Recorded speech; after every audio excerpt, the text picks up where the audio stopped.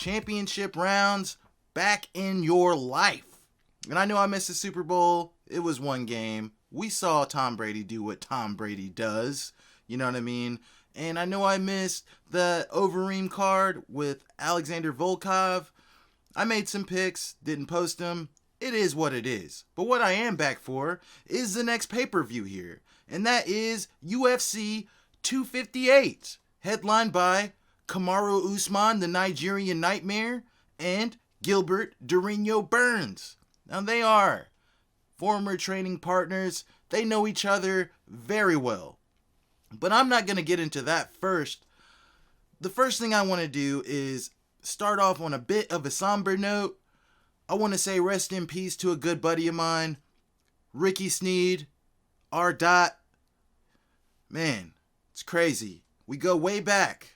I'm not just talking about the football team or the baseball team where I sucked. Hell, I sucked so bad that the town's paper, the Star Press, did a report on Terrence Sevion, Pac-Man, rest in peace to him too, saying that he was the only African American in East Central Indiana on the baseball team. Well, I happen to be on the baseball team too, on the JV squad, but I sucked so bad that the newspaper completely disregarded me. But this isn't about me. Again, rest in peace, Ricky Sneed. Prayers to your family. And we'll just end it at that. So, the first thing I want to get into right now is Bellator's Light-Heavyweight Tournament. And I'm going to pull it up right here because I need to have the matchups in front of me. This Bellator tournament actually looks like a UFC tournament with the exception of two competitors. And I'm gonna outline it for you. At the top of the card, you got Ryan Bader versus Lyoto Machida. All right? And that's significant because these two competed already once in the UFC. And if you don't remember what happened, it was a front kick to the face, Anderson Silva style. No, I'm wrong on that one. Ryan Bader was rushing in, and Machida, who is a perfect counter fighter, counter striker, hit him with a flush straight, put him to bed. Pretty sure that's how the fight went. I'm pretty sure that was in Saitama, Japan as well. Correct me if I'm wrong. Anyhow, you got that fight going, and I'm just going to go out and say that I think this fight goes different. I think Lyoto Machida's best days are behind him. His championship medal has been expunged, if you will, and I feel like he's at the end of his leg.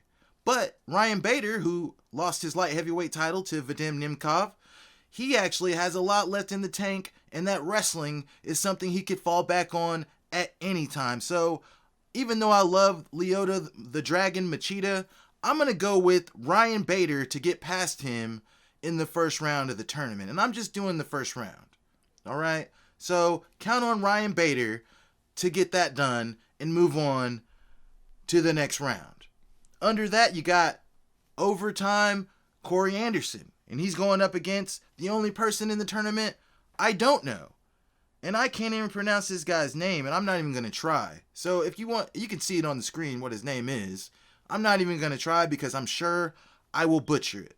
So, Corey Anderson's making his Bellator debut. Corey looked pretty good at times in the UFC. He's also got the wrestling and the work ethic as well. But he's kind of suspect on the feet. Alright, I know that he took out Johnny Walker on the feet. I understand that. But that's not what he's known for. That's not his acumen, if you will. Okay, so I don't have a lot of information on his opponent. So I'm just going to say that a lot of people stumble in their debuts in different organizations. And I don't know if Corey's going to fall victim the same way. But as far as from a betting perspective, I'm not touching this one. I'd like to see Corey win. Good man. Humble man. I'd love to see him win. But I would definitely not put 1 red cent on this fight. All right. And I'm going to make this short and sweet because I don't want this to go very long. I know I always say that. But we're moving along. There's only 2 more fights in this tournament in the first round. You got the current light heavyweight champion of Bellator, Vadim Nemkov, and he's going up against Mr. Wonderful, Phil Davis. I'm a huge Phil Davis fan. Okay, now, Phil, he's not somebody that's out here getting put away, knocked out. Hell, he had 2 razor-thin close fights with Ryan Bader for the title and in the UFC. Lost a split decision in both of them. Fight could have went either way. But let's not forget, Phil came into the UFC, submitted Alexander Gustafsson. He did a lot more good in that division as well before he moved on to Bellator. And then when he came to Bellator, he just went right through the Bellator Light-Heavyweight tournament at the time like a buzzsaw. And he captured the tournament championship as well as the Light-Heavyweight championship, which he lost to Ryan Bader by split decision, as I just mentioned. So, who do I have in this fight? Nemkov, Phil Davis. Well, it's easy to say, oh, well, Nemkov's probably going to win. He just beat Bader, who's beaten Phil Davis twice by split decision. But it's not that simple. Now, I think Nemkov is definitely going to be a favorite from a betting perspective, but you can't really go by that. I mean, that wrestling that Phil Davis has, he's a Penn State product. I just think that, and I might be biased. I think he recaptures his light heavyweight championship and takes down Vadim Nemkov. So yes, chalk that down. But again, I wouldn't bet on that fight either, because Nemkov he's a ringer. Okay, nobody saw him coming. Not, I know there's hardcores and there's casuals, but nobody saw him coming, especially not Ryan Bader. Ryan Bader has been looking great. He won the heavyweight title. I mean, you could say his opponents were less than great, a lot less than great. Were all at the end of their careers. I mean, he barely got touched during the tournament. So nobody saw him coming, but he went in there and finished Bader. All right? But again, I got Phil. I'm on Team Phil. All right? Last fight of the tournament. I don't like this. I don't like this at all. You got Anthony Johnson and Yoel Romero coming in, making their Bellator debuts, facing each other. I think that if you put one of these guys at one end of the bracket and the other guy at the other end of the bracket, they're going to meet in the damn championship. But no, we got them fighting in the first round. All right, that's a big fight. Shout out to Scott Coker. He knows what big fights are, and that's definitely a big fight. I just wish we got it later, after they could build up their own buzz and build up their own hype. Who do I got? Who do I have? Johnson or Romero? Man. Now, Anthony Johnson is disgusting on the feet. He's got wrestling as well. Excuse me. He's got wrestling as well. He's not a Olympic silver medalist in wrestling like Yoel Romero, but he's still got wrestling. He doesn't really use it in fights because he's knocking everybody out. How many times have you seen Yoel Romero get knocked out? Oh, wait, never? Let me make sure that's actually true, because I don't remember him ever getting knocked out. Hold on. He might have got knocked out in Strikeforce. Don't quote me on that. Why am I typing on this? I got the keyboards here. Let me see here. 1 second. Bear with me. Who do I got, though? Man, I want to say Johnson, but if Johnson doesn't get you out of there usually, and he's fighting somebody that is seasoned in grappling and wrestling, they can take him down and pretty much grind out the victory, and a lot have grinded out submission wins. I mean, Yoel's no spring chicken, you know what I mean? He's definitely long in the tooth, if you will. He's coming off of 3 straight losses to Izzy, Paolo, and Bobby Knuckles Whitaker. Man, I don't know how much he still has in the tank, but I know the man is still dangerous regardless. So, I'm just going to go out on a limb here and say that Yoel Romero, who doesn't use his wrestling that often because he's a big guy, built like an Adonis. He wants to save his gas tank. You know what I mean? So he doesn't really use his wrestling that much. And when he does take you down, he usually just slams you and you get back to your feet. So, I'm going to go with Rumble Johnson on this one. Yes, I think Rumble Johnson comes in, makes a statement. Yeah, I don't know if he finishes Romero, but I wouldn't be surprised if he did. But I got Johnson winning this fight. He just simply throws with more volume. He's a more busier fighter. Now, he's been off for a long time, so he could come back and lay a freaking egg. Yoel Romero's been competing consistently, even though it's been unsuccessful for the most part lately. So, I mean, we just saw Conor McGregor come back after being out for so long and get destroyed by Dustin Poirier. It was a disgusting display. So, it could go south for Rumble, but I just don't think it does. I mean, I think Rumble comes in there and puts hands on Yoel Romero, who isn't a very busy fighter. He fights he does bursts, if you will. Like, he will stand in front of you and do the and then try to explode at times. But I just think Johnson stays busy the whole time and wins the decision. But again, I wouldn't be surprised if he got him out of there. All right. So that is the first round of the Bellator Light-Heavyweight tournament. And I'm going to go ahead and segue over to UFC 258. Usman, Burns. And we're going to go from the bottom to the top. All right. Let me pull up the card here again. Actually, I got it here. All right. We're going to go from the bottom to the top. All right. Now, first fight of the early preliminary card on ESPN Plus and, of course, UFC Fight Pass. You got Jillian Robertson, who has good wins on her record. She's got submissions on her record. She lost her last fight. I didn't have her winning that fight, but I don't remember if I had her winning. But she did lose that fight, okay? And now she's coming up against a red-hot prospect in Miranda Maverick. Miranda Maverick is a beast. She is so powerful, so busy. And from what I see, she's very seasoned in every aspect of mixed martial arts. I could be wrong on that, but she just looks like she's next. She's next up. So yes, got Miranda Maverick winning this fight, and I don't have it going to the cards. I got to finish. So count on Miranda Maverick winning that fight. Don't bet on the finish. Just bet on the victory, and that's going to cash in for you. All right.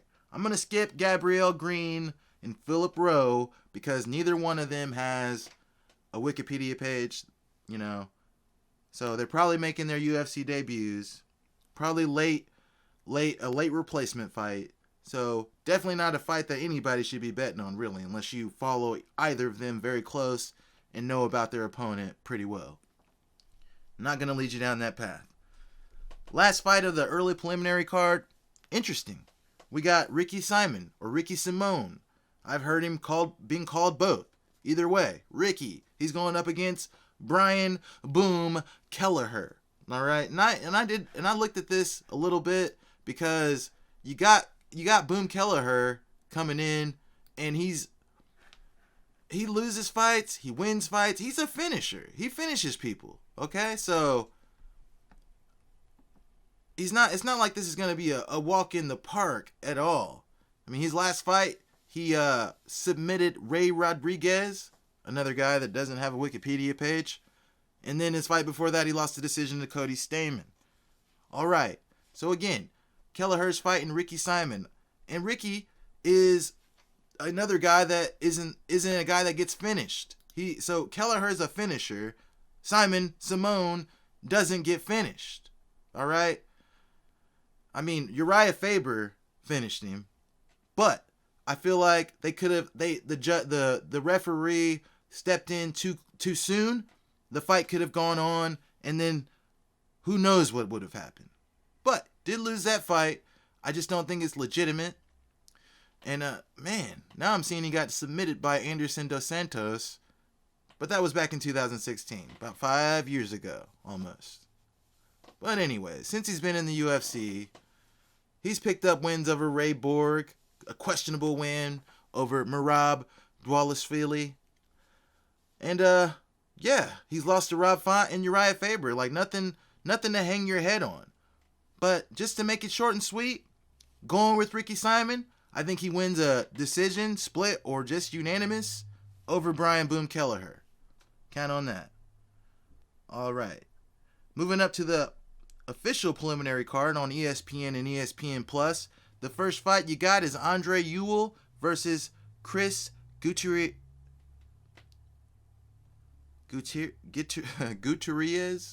I butchered the hell out of that. I'm sorry. Not very familiar with him. Andre Ewell. Moderately familiar with him. So I don't know if I should even cover this fight, actually. I mean, I see Ewell's lost to Marlon Chito Vera. He got finished. Finished by Nathaniel Wood as well. Split decision over Renan Barão. Okay. But, you know, who's Renan Barão now? He's definitely not the Baron anymore. So, and his last 2 fights, he's won 2 split decisions. All right. And again, he's going up against this Chris Gutierrez. I'm not even going to say it anymore. But this guy, last fight was a draw. 3 fights before that, he won a unanimous decision, won a split decision, and finished Vince Morales' leg kicks. Who do I got on this one? I'm going to go with Chris.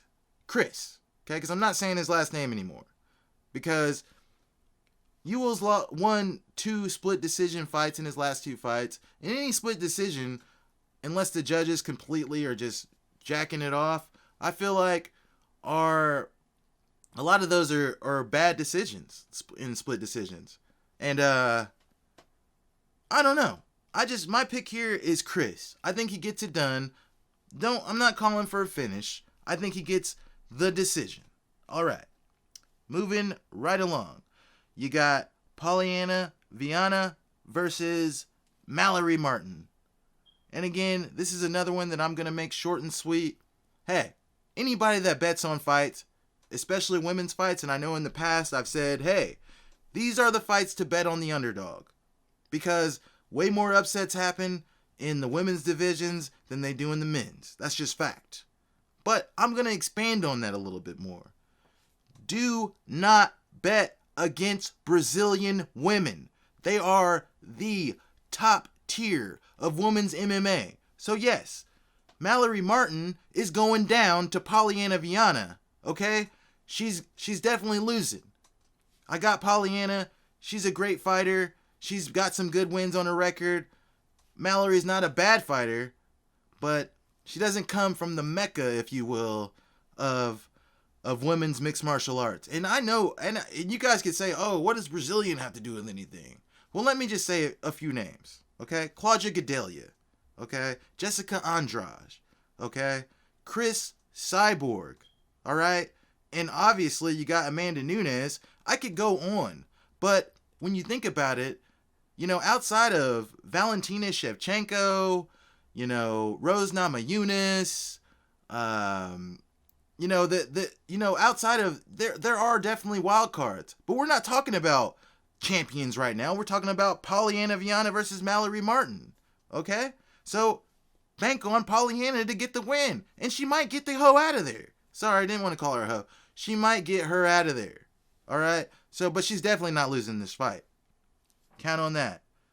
All right. Then now we got, moving on to the next fight, we got Remember the Name, Belal Muhammad versus Diego Lima, the brother of why can't I remember his name? His brother fights in Bellator. He's pretty damn good. So, championship level fighter. Diego isn't as good as his brother, but still a good fighter, but still picking Remember the Name, Belal Muhammad. So count on Belal to get it done. All right, and he's probably going to be the favorite in that one. I think Diego might be a loss away from joining his brother in Bellator, to be honest with you. If I can, what is this? Okay. He might be a loss away from, his brother's name is Douglas Lima. I couldn't think of it. Dancing on my tongue there. Oh, wow. Diego's on a 3-fight win streak. His last 2 fights were split decisions, and his fight before that was a KO win. Before that, he lost to Yushin Okami, Jesse Taylor, and Jason Jackson, TKO punches. I'm just going to go ahead and say it.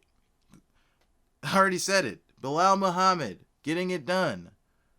So we're just going to go ahead and move the hell along. The next fight on the card, you got Rodolfo Vieira versus Anthony Hernandez. Now, Vieira, I did some research on him. The man is a Brazilian jiu-jitsu ace. He's an ace. Like, he's got so many gold medals, it's ridiculous, all right? And he's going up against Hernandez. This should be a give me fight. You know what I mean? Definitely wanting to continue. And Vieira is undefeated too. So, count on him to stay undefeated. He's taking out Hernandez. So we're moving on to the main card. All right? The main card. And the main card is opened up by Bobby King Green. And he's going up against Jim Miller. All right? And Bobby Green has been looking good lately. He's lost his last fight, but I think by decision. But he's looking good lately. He's been winning fights for the most part. And Jim Miller is always dangerous on the ground. This man, I'm sure he's up there somewhere with Charles Oliveira for submissions. Probably definitely in the lightweight division, 155. But who do I have in this fight? Bobby Green or Jim Miller? Well, it's simple for me.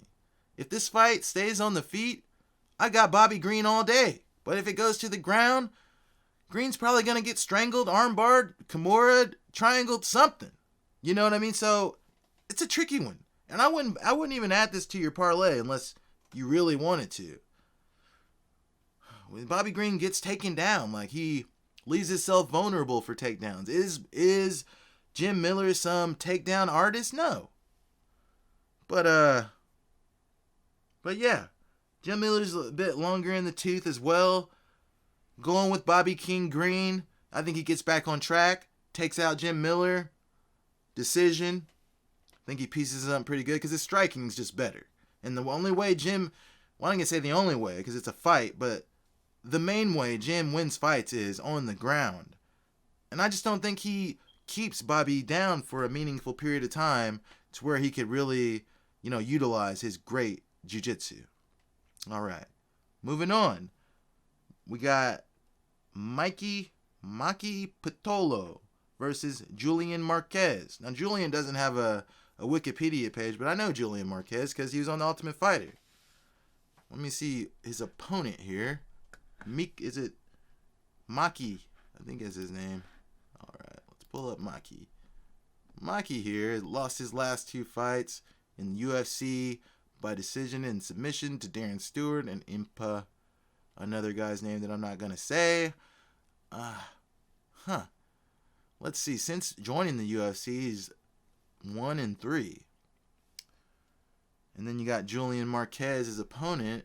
I don't even know why this fight is on the main card, to be honest with you. Man, I don't even know where I'm not even going to tell. Well, I guess for the sake of championship rounds, I'll make a pick. But I'm definitely I'm not putting my money on this card or on this fight. This is a wild card fight as well. I'm more familiar with Julian Marquez and Pitolo's on a bit of a down slump. So by that estimation, I'm gonna go ahead and go with Julian on this one. So again, don't take that one to heart. Not too sure about that one. All right, but I am picking Julian. Let's see here. We got 3 fights left, and we can get out of here. All right, you got Kelvin Gastelum versus Ian Heinisch. All right, Kelvin, who looked pretty damn good and almost beat Israel Adesanya, has lost 3 fights in a row now. If you count the Adesanya fight to Darren Till and Jack Hermanson. Jack finished him. Darren Till fight was split decision, but he still lost. Does he get back on track here against Ian Heinisch? Let me see Ian's measurables, because that's definitely going to play a factor here. Let's see. Ian's 32. How tall is the guy? 5'11". Let's see what he's been doing. Won his last fight against Gerald Meerschaert. A lot of people know who Gerald Meerschaert is right now, not because he was number 3 in submissions in the middleweight division. No, because of how he got defeated against Khamzat Chimaev. So everybody knows who he is because he got beat. and also beat by Ian Heinisch here. Ian's lost to Omari Akhmedov and Derek Brunson, both by decision. He's got wins over Antonio Shoeface Carlos Jr. Let me see here. He's got a pretty damn good record here, but I'm not seeing a lot of crazy wins on here. So I think, it's just hard for me to think Kelvin Gastelum loses 4 fights in a row. That would be nuts. Ian's 32. How old is Kelvin now? I know he was pretty young. 29. Okay, so yeah, still in his prime. Still there. I think Kelvin gets back off. I think he gets off to Schnei. I think he gets the win. I'm not gonna call a finish. I'm not gonna call this or that, but I definitely think he gets the win. So I'm gonna leave that where it lies. All right. Co-main event. You got a lady that said that she was gonna beat John Bones Jones' record and become the youngest champion in UFC history. She's since stumbled against Roxanne Modafferi. She did have a leg injury that might have played a major factor in that. But yes, I'm talking about Maycee Barber, and she's going up against Alexa Grasso. All right, now let me tell you something about Alexa Grasso. She definitely looks a lot better than she fights. I'm not saying she's a bad fighter, but as far as levels go, her looks definitely exceed her championship potential inside the world's largest promotion in mixed martial arts. So, Maycee Barber was undefeated before running into Roxanne Modafferi, who is sneaky good. I just think that Maycee, even though she was taken down religiously and controlled, I just don't see somebody like Grasso doing that, even though she's got, grappling and things like that. I see Maycee Barber getting back on the horse and getting the victory and pushing forward on. So count on Maycee Barber winning that fight. All right. Main event. You got Kamaru Usman versus Gilbert Burns. Now, I'm going to start with Gilbert Burns. All right, because the guy used to fight at 155 pounds. He was a lightweight. All right, and I'm pretty sure at lightweight he's been knocked out. And I know you can't do MMA math. I know I have a problem with that, but he's been knocked out at light heavyweight, okay? Or not light heavyweight, I'm sorry. Lightweight. By Dan Hooker. Knees. Yeah. So, Dan Hooker still fights at lightweight. He just lost to Michael Chandler. But yeah. Gilbert's also lost a couple decisions. Unanimous decisions in the UFC, but that was early on. Now, let's look at Gilbert's recent run. All right, since getting knocked out by Dan Hooker, he beat OAM, Olivier Aubin-Mercier, decision, submitted Mike Davis, decision win over Alexei Kunchenko, decision win over Gunnar Nelson, knocked out Damian Maia, and won a decision over Tyron Woodley. Now, again, there's no MMA math here. I mean, Gilbert is looking very, very good here. He's on a 6-fight win streak, for crying out loud. But who has he really beat besides Tyron Woodley? Damian Maia is definitely done. I'm surprised he's fought as long as he has. Gunnar Nelson's definitely a loss away from not being in the UFC anymore. Olivier is not in the UFC anymore. So, who has he really beat? Can you really say that? I mean, the guy's riding high. He's on a streak. He's feeling good. He's very confident in his abilities. That plays a factor. Tyron Woodley is just a shell of himself. A victory over Tyron Woodley used to mean a hell of a lot more until Usman took his heart. Yes, he did. And Usman has been undefeated his whole UFC run. Won the Ultimate Fighter. Yes. He defeated Haider Hassan. Took the tough championship. He's came in. He's already beaten Damian Maia. He's already beaten other guys like RDA, Colby Covington, Tyron Woodley. And he could fight at middleweight if he wanted to. He's a big guy. Definitely never been knocked out. Never been knocked down. Never been taken down. Listen, I'm going with Usman. I've been on the Usman train since day one. Before any of you bums knew who he was. I've communicated with him on Twitter several times. I've definitely been on the Usman train, and I'm not picking with my heart. I'm picking with my mind. Usman is the best welterweight in the freaking world. Facts. So yes, look for him to retain the title and move on to the next big challenge. All right, made it short and sweet. Got it about 30 minutes over here, 35, give or take. Thanks for watching. Championship rounds. Until next time, stay frosty.